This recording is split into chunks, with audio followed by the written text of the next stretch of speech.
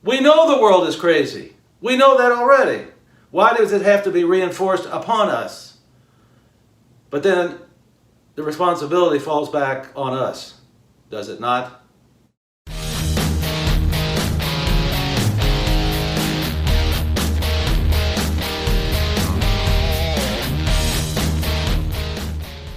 Gents, ladies and gentlemen, gals, welcome back on in to the Blue Collar Psychiatrist.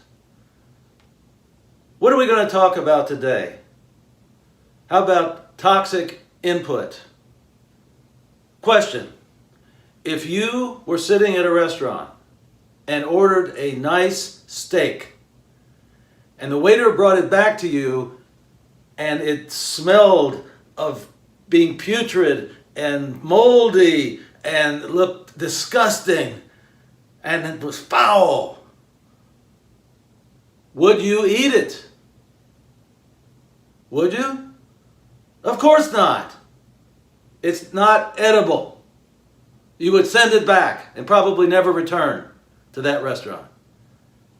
But then how do we explain people voluntarily taking in toxic psychological input from television programming? Not all of it, but much of it. For example, let's say it's the daytime and it's around 4 o'clock, 5 o'clock in the afternoon.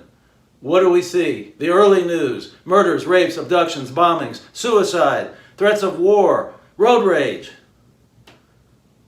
And after we eat, if we can, what do we have?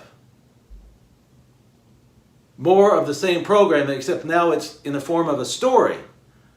Police stories, bad news stories, encapsulated in programming. And then if we stay up to the late news, what do we hear? Again, murders, rapes, abductions, bombings, threats of suicide, threats of war, bad economy. The worst type of news that one could ever hear. You know, the television people have a slogan that said, if it bleeds, it leads. And that is exactly true. But the problem is, what does it say about the people who are watching this? Voluntarily. Nobody is forcing them, or you, if it's you, to watch this kind of stuff. You have to really think about what type of psychological effect this type of programming has on you. Does it uplift you? Does it teach you anything? Does it make you feel better and optimistic? I don't think so. You are filling your mind with psychological arsenic, garbage. And yet people do it. They must be doing it because there are many, many sponsors who are sponsoring this type of programming. The news as well as programming in the early evening. It's not enough that we hear it on the news. Now we have fictional programs that revolve around violence and negativity.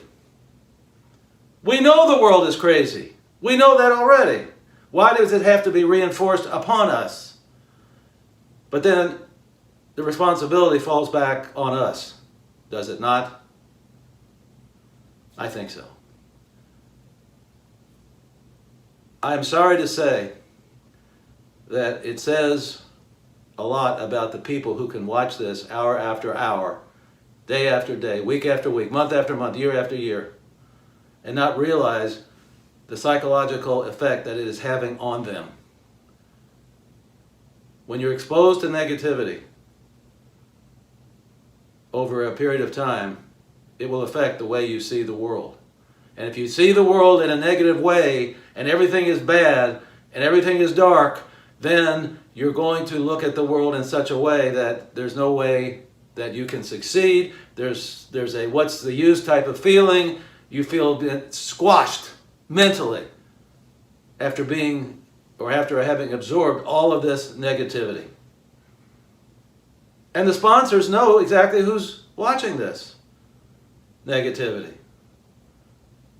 They might sponsor something where it really, really gets you jealous about people who might have other things than what you have. People who are negative. People who don't take responsibility for themselves. And then we wonder about violence and where it comes from. Not totally, but certainly some of it.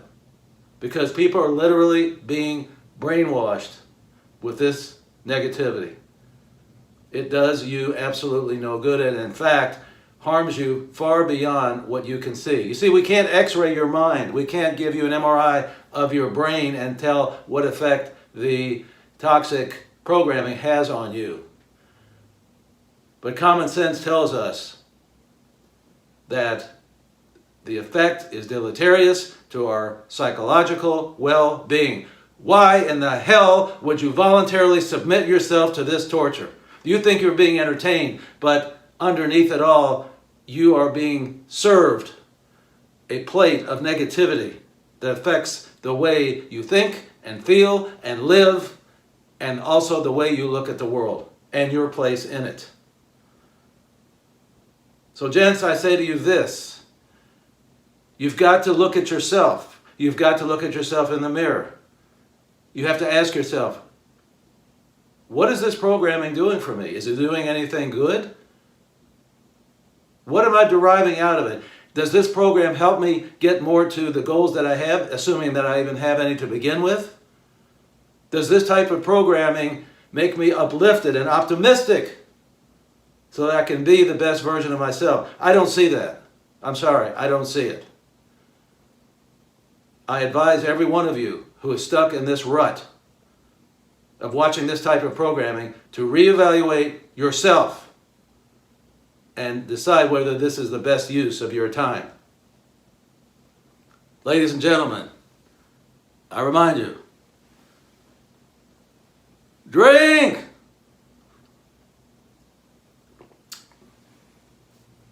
And drink abundantly from the fountain of life. See you next time! Wait! Please review my video called Peace of Mind, which will elaborate upon some of this issue of toxicity that I have mentioned. See you next time!